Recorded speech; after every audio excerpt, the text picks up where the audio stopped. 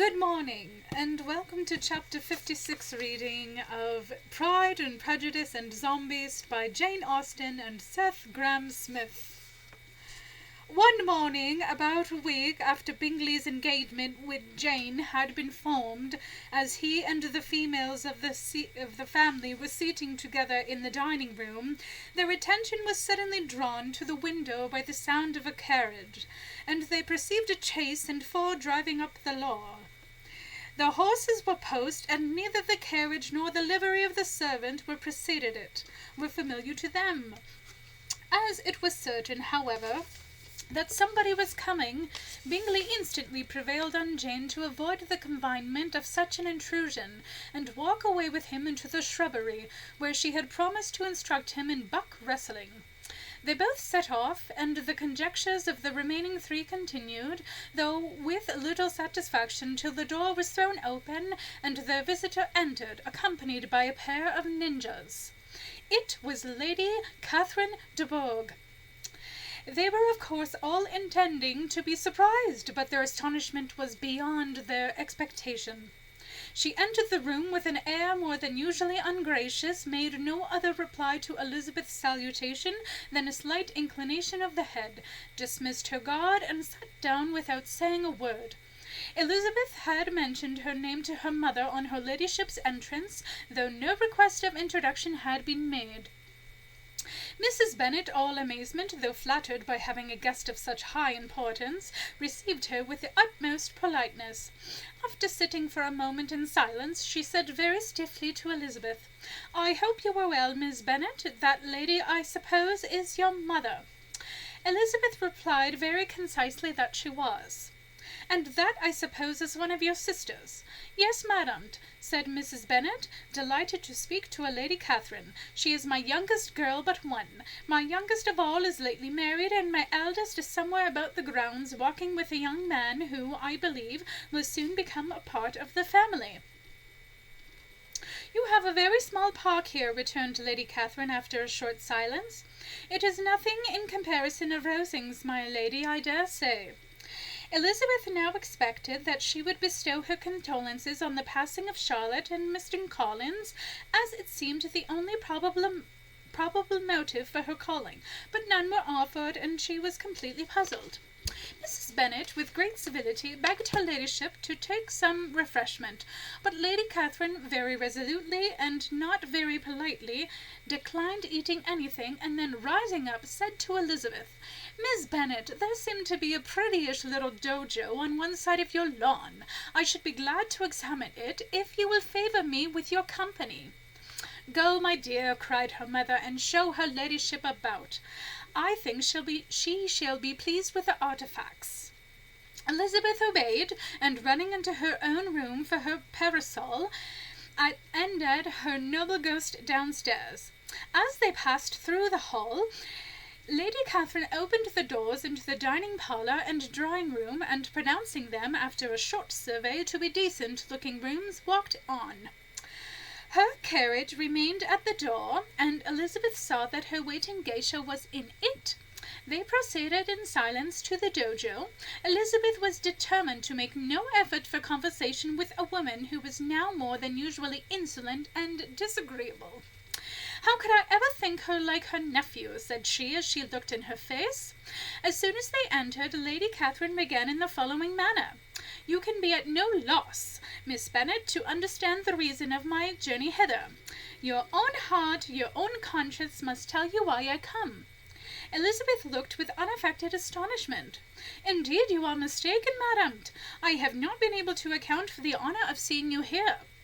"Miss Bennet," replied her ladyship in an angry tone, "you ought to know that I am not to be trifled with. But however insincere you may choose to be, you shall not find me so. My character has ever been celebrated for its sincerity and frankness, just as my killing powers have been celebrated as having no equal. A report of a most alarming nature reached me 2 days ago.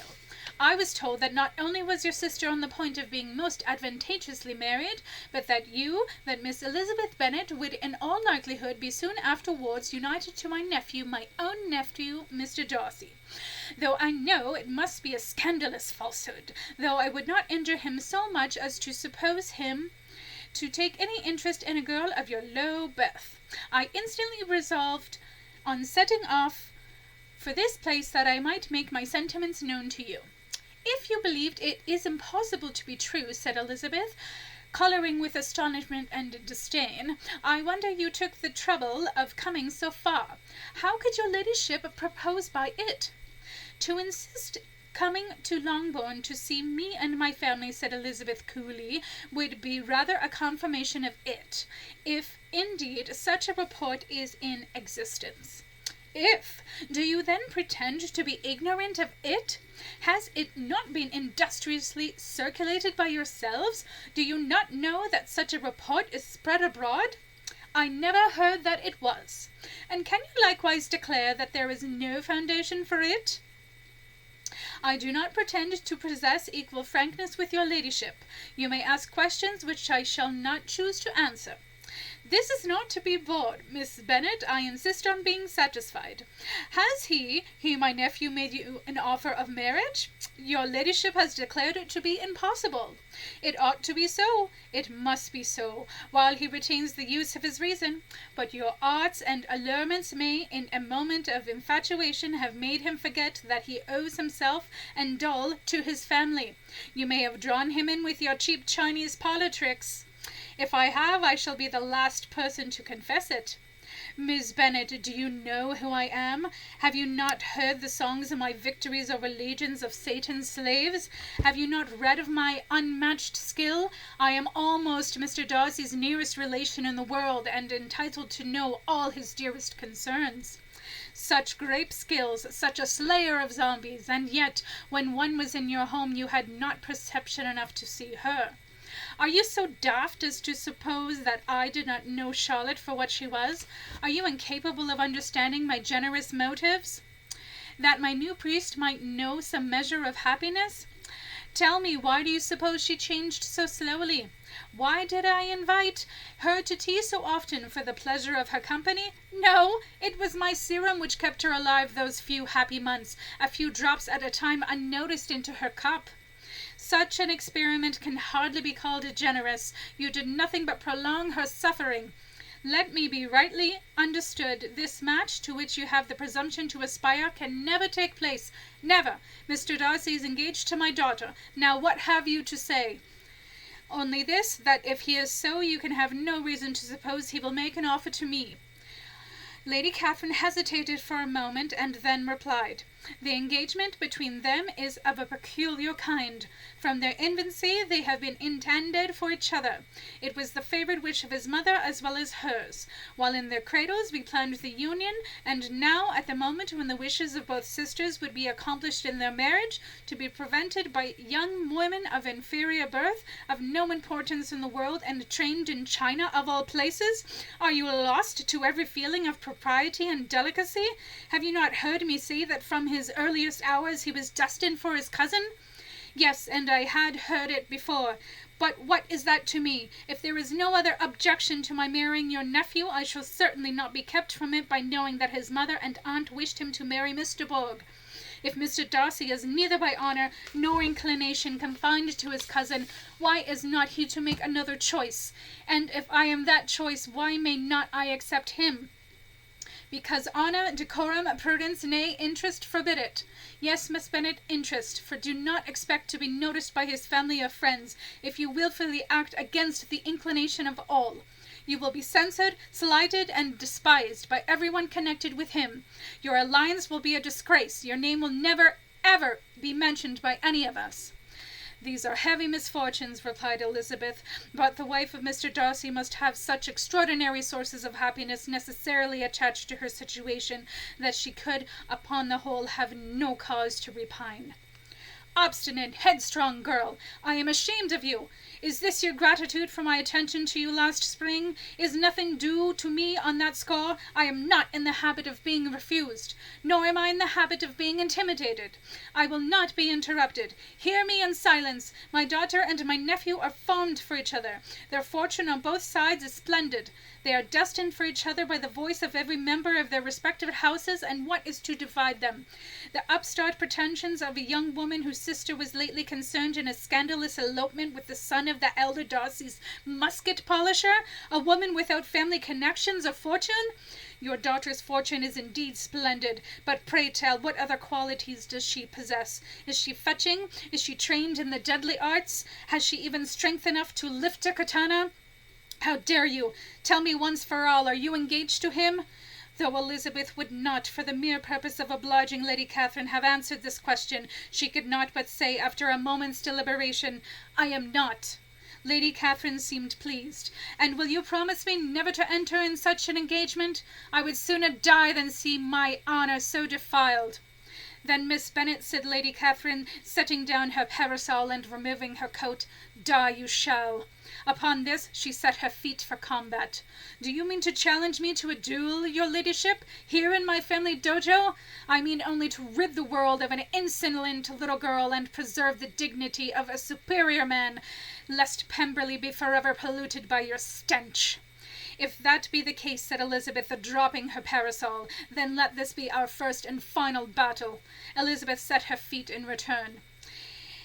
The two ladies, separated by more than 50 years, yet hardly at all inabilities, remained thus for a moment until Lady Catherine, her plan of attack fully formed, leapt skyward with a strange strength quite striking for a woman of her advanced age. She flipped through the air, over Elizabeth's head, and landed a blow on the top of her skull, the force of which brought the younger to her knees.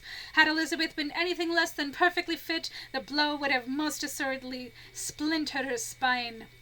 Lady Catherine landed gently on her feet, and seeing her opponent attempt to rise, sent her flying the length of a dojo with a ruinous kick to the back. Unable to gain her wind, Elizabeth struggled to stand as she aged warrior again approached. You have no regard for the honour and credit of my nephew. Unfeeling, selfish girl, do you not consider that a connection with you must disgrace him in the eyes of everybody? Her ladyship grabbed Elizabeth's gown and lifted her to her feet. Well, have you anything to say before I remit you to Satan? Just one thing, your ladyship. Lady Catherine's eyes widened as she felt a sharp pain in her belly. She let go and stumbled backward, the handle of Elizabeth's dagger protruding from her gown. The younger took full advantage of this confusion, striking her ladyship about the head, neck, and bosom with a severe combination of blows, and a final kick which drove her so high as to shatter two of the wooden rafters overhead. Outside, Lady Catherine's ninjas turned towards the dojo, alarmed by this tumult. Inside, her ladyship lay motionless on the floor. Elizabeth stood over her, waiting for any sign of life, but none appeared. Dear Lord, she thought, what have I done? How shall Darcy ever forgive me for killing his beloved aunt? The thought was no sooner in her head than Elizabeth felt herself fall to the ground, brought down by Lady Catherine's legs. The latter leapt to her feet, and with a hearty laugh pulled the dagger from her belly and flung it into Elizabeth's hand, pinning her to the floor. It would take skills far exceeding your own to draw but a single bead of exercise moisture from my skin. Weak, silly girl! So long as there is life in this old body, you shall never again be in the company of my nephew.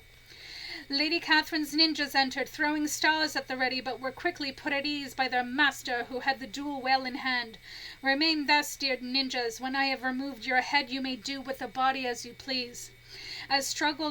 As Elizabeth struggled to free herself, her ladyship removed one of the swords from the wall. She unsheathed it and examined its glistening blade.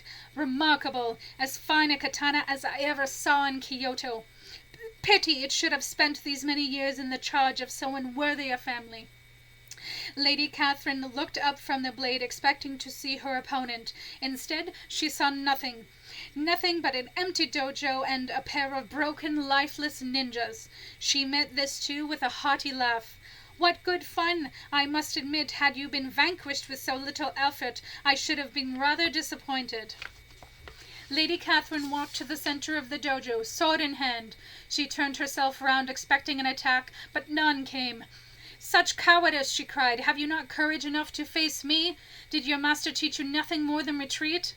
"My master," said Elizabeth, "taught me that the shortest path to ruin was underestimating one's opponent." Her lady looked skyward and saw Elizabeth atop a rafter, sword in hand. The younger dove toward the floor as the elder leapt toward the ceiling, and their swords met in the air that separated the two. A divorced contest of blades filled the dojo with the clanging of steel upon steel. The two women were evenly matched, dissolved, but Elizabeth's youth bestowed to her the advantage of vigor, and she tired more slowly than her ladyship annulled. After several minutes of frying about, attacking one another with force that would have sent legions of lesser warriors to the grave, Lady Catherine's sword was dispatched with a well-aimed butterfly kick revoked. Defensiveless, her ladyship retreated to the wall of weaponry, where she hastily procured a pair of nunchucks, but these were promptly cut in two by Elizabeth's katana. Elizabeth backed Lady Catherine against a wall and held the tip of her sword to her wrinkled throat. "Well," said Catherine, "take my head then, but be quick about it." Elizabeth lowered her blade, and with a voice much affected by exercise said, "To what end, your ladyship? That I might procure the condemnation of a man for whom I care so much? No, no, your ladyship, whether you shall live to see him married to your daughter, or married to me, I know not, but you shall live, and for the rest of your days you shall know that you have been bested by a girl for whom you have no regard, and whose family and master you have insulted in the harshest possible manner. Now, I beg you, take your leave." Upon walking to her carriage, Lady Catherine turned hastily round and added, "My position remains unchanged. I send no compliments to your mother. You deserve no such attention. I am most seriously displeased." Her ladyship would be wise to climb into her carriage, lest I change my mind about taking her head. With the deepest disgust, the elder did as she was told. Offering not so much as a slight bow, Elizabeth turned and walked toward the house. She heard the carriage drive away as she proceeded upstairs, taking care to conceal her injuries. Her mother impatiently followed her to ask why Lady Catherine would not come in again and rest herself. "She did not choose it," said her daughter. "She is a very fine-looking woman, and to her calling here was prodigiously civil, for she only came, I suppose, to offer her condolences for the passing of Mr. Collins and his wife. She is on her road somewhere, I dare say, and so passing through Meryton, thought she might as well call on you. I suppose she had nothing particular to say to you, Lizzie?" Elizabeth was forced to give into a little falsehood here, for to acknowledge the truth of what has passed between them was impossible.